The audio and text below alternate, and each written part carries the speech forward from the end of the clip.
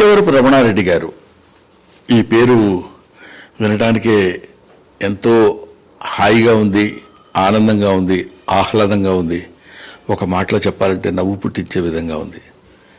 6 అడుగుల సన్నగా బారుగా ఉండే ఒక మహనీయుడు తెలుగు చలనచిత్ర పరిశ్రమలో తనకంటూ ఒక ప్రత్యేకమైనటువంటి ధోరణి, హాస్య ధోరణి అలవర్చుకుని ఇప్పుడున్నటువంటి రాయలసీమ అంటే నెల్లూరు యాసలో తను నటించిన అన్ని సినిమాల్లో ఆ రకమైనటువంటి భాషా యాసను మాత్రం మర్చిపోకుండా బతికించి తన ద్వారా తెలుగు సాహిత్యాన్ని కూడా నిలబెట్టి ఒక అద్భుతమైనటువంటి పాత్రలు ఎన్నో పాత్రలు జీవించి నటించినటువంటి హాస్యనటులు తిక్కవరపు రమణారెడ్డి గారు.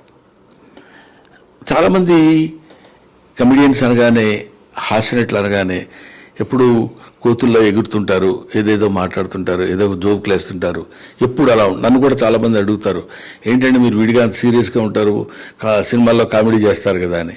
సినిమాల్లో కామెడీ చేయటం అంటే సినిమాల్లో కెమెరా ఉంటుంది కాబట్టి కెమెరా ముందు కామెడీ చేస్తాం.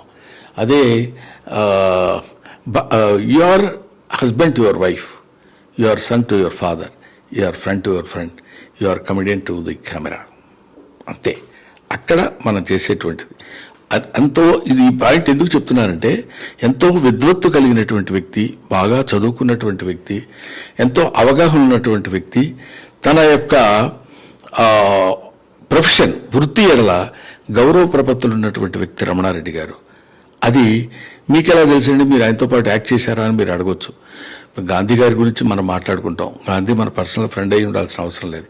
అంతటి మహనీయుడు తెలుగు చలనచిత్ర పరిశ్రమలో ఎంతో గొప్ప ఆదరణ పొందినటువంటి ఒక రాలింగి గారి గురించో, రమణారెడ్డి గారి గురించో, కస్తూరి శివరావు గారి గురించో, లేకపోతే ఒక రాజబాబు గారి గురించో, ఇట్లా ఆదిగా కలిగినటువంటి వాళ్ళ అనేక మంది గురించి మనం మాట్లాడుకుంటాం.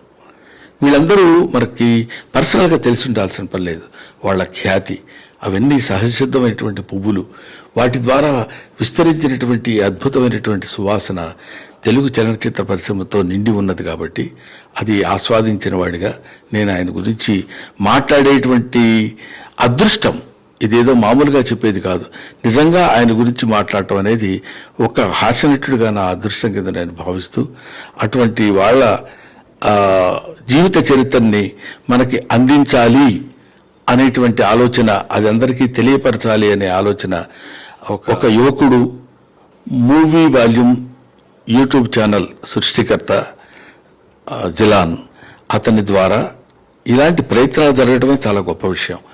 అలాంటిది ఏ రకమైనటువంటి స్వార్థం, ప్రత్యేకమైనటువంటి ఆర్థికపరమైనటువంటి స్వార్థాన్ని దృష్టిలో పెట్టుకుని కాకుండా ఇలాంటి గొప్ప నటుల్ని ప్రజలకు పరిచయం చేయాలి, పాఠకులకు పరిచయం చేయాలనే అభిప్రాయంతో అతను ముందుకు రావడం నాకు చాలా ఆనందంగా ఉంది. కాబట్టి ఇలాంటి వాళ్ళు కృషి చేస్తున్నందుకైనా మీరు పుస్తకాన్ని కొనుక్కుని చదువుకుని ఆనందిస్తే అతను ఆనందపడతాడు. ఇంకా 4 పుస్తకాలు, 4 కళాకారులను బయటికి తీసుకొచ్చేటువంటి ప్రయత్నం చేస్తాడని నేను మనస్ఫూర్తిగా నమ్ముతూ, విశ్వసిస్తూ, నాకంటే అతను చిన్నవాడు కాబట్టి అతన్ని ఆశీర్వదిస్తూ, ఇంకా ఎన్నో పుస్తకాలు అతను రాయాలని, అతని ద్వారా ప్రచురితం కావాలని, ఎంతోమంది కవుల్ని, ముఖ్యంగా ఈ నెల్లూరు వాసి అయినటువంటి ఫయాజ్ గారు ఈ పుస్తకాన్ని రచించాడు. ఆయన ఈ పుస్తకం రాయటానికి పడినటువంటి శ్రమ పుస్తకం చూస్తే మనకు అర్థమవుతుంది. ఎందుకంటే సుదీర్ఘమైనటువంటి ఈ జర్నలిజం దానిలో